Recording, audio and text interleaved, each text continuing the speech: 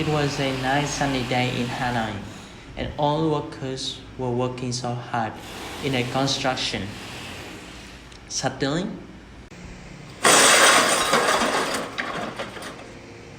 all scaffolding crashed, and they got injured onerously.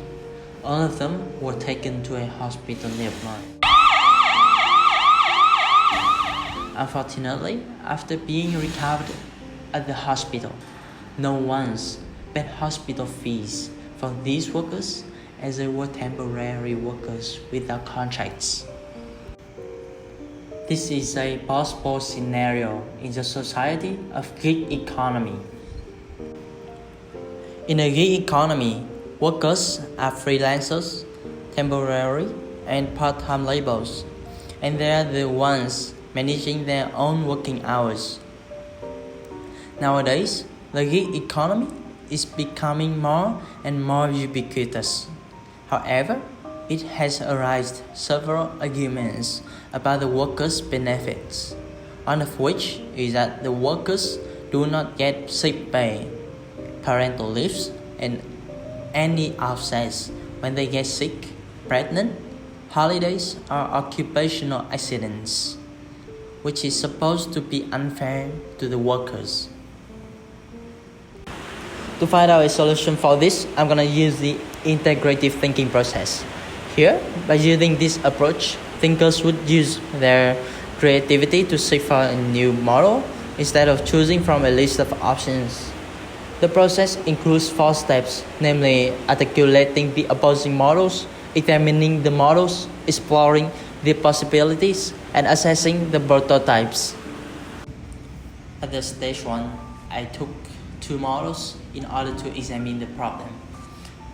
The first one is about gig workers benefiting from welfare, similar to full-time workers.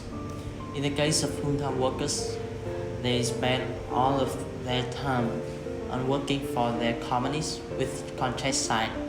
As such, these companies are totally willing to grant them full access to insurances and compensations. For example, if they have an occupational accident, all of fees involved would be paid by their superiors.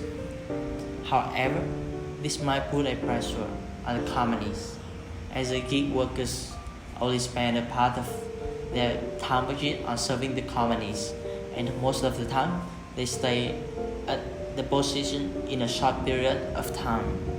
They do not pay all of their attentions and efforts to the firms, leading to a potential poor performance. As such, it's like companies are wasting their money if they grant such employees the welfare. Another opposing model is a case of gig workers without welfare provided.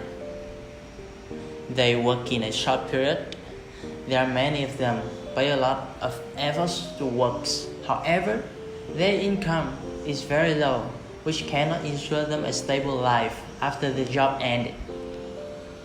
So, they are the most affected by this model.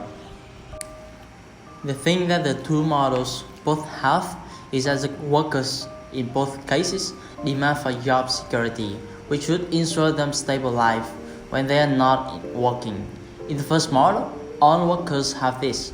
However, this is a thing that several of the second model do not have. In detail, on the one hand, there exists a plethora of gig workers who gain very high profit in a short period of time, which would be enough for them to live well till their next jobs.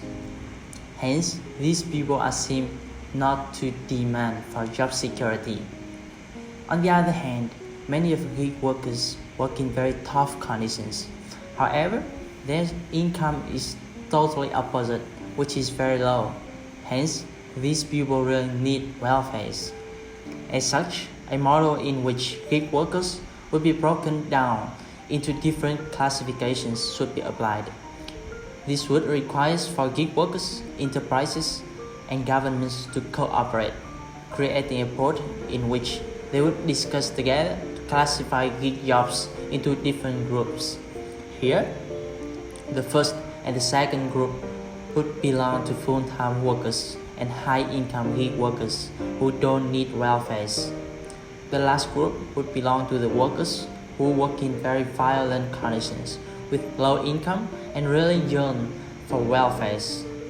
As recognized in a survey self-created, including participants who asked 57 startup companies, 40 giant companies, and 247 individuals. Up to 97.16% of people agree with this solution and suppose that it would bring a great justice to gig workers.